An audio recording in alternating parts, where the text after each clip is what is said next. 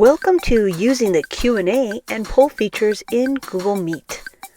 To get them started, click on the Activities button, and I'm going to click the Q&A.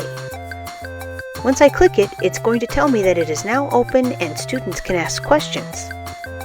As a teacher, I think I'm going to ask a question first. I click on the Ask a Question button at the bottom and add my question. Notice that I have just a certain number of characters that I can use to ask a question. Then I post it. There's my question. And notice I can either remove the question, say that it's been resolved, or even hide it. And students can even like it. Now, as a student, I can ask a question as well. Here's Digital Badges. Digital Badges is going to ask, how do they turn in the work? Post it. And as a teacher, I can respond to it verbally for everyone, and then I can click on the check mark to say that I have answered the question. And I can even like it. What about polls? Let's click on polls. Alright, I'm going to start a poll. I'm going to ask a question that I want people to vote on.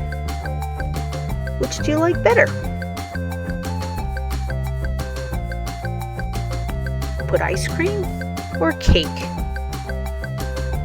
I want my students to vote. Alright, I'm having it open now, and I make sure that my students have the ability to see the results. And now I wait for my students to vote.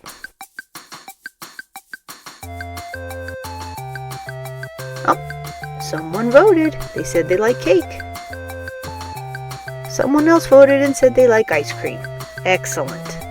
What does it look like on the student side? Let's take a look.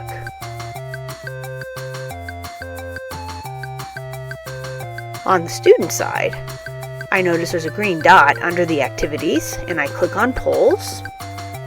And there's my poll. Which do I like better? Of course, I like cake.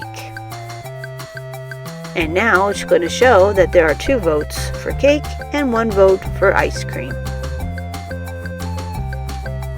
As the teacher, I receive an email that will give me a summary of all of my questions and polling results. Here is what it looks like.